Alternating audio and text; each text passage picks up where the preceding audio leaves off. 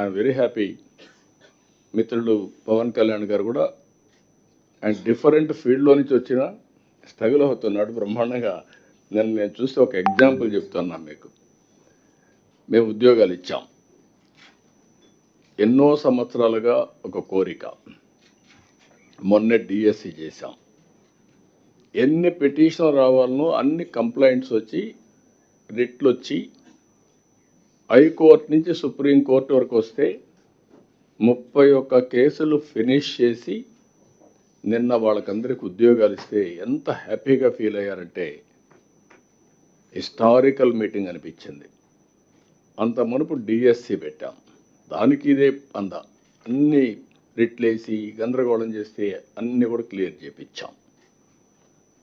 అక్కడికి వచ్చినప్పుడు deputy CM గారు కూడా ఒక కానిస్టేబుల్, మీరు గుర్తుపెట్టుకోవాలి, మమ్మల్ని ఒక రిక్వెస్ట్ అడిగాడు. సార్ నాకు ఉద్యోగం వచ్చింది, హ్యాపీ, మా ఊరికి రోడ్డు లేదు, ఆ రోడ్డు చేస్తానని అడిగాడు బాబురావు.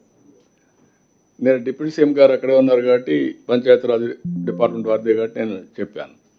వారు అక్కడి నుంచి డిపార్ట్మెంట్కి మెసేజ్ ఇచ్చి దానికి 3.9 crores కాస్ట్ అవుతుందని చెప్పి ఎస్టిమేట్స్ తీసుకొచ్చి మీటింగ్లోనే అనౌన్స్ చేశాం.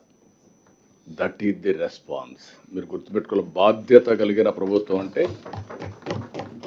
మీకుండే అధికారాలని దుర్వినియోగం చేయడం కాదు, సద్వినియోగం చేయడం.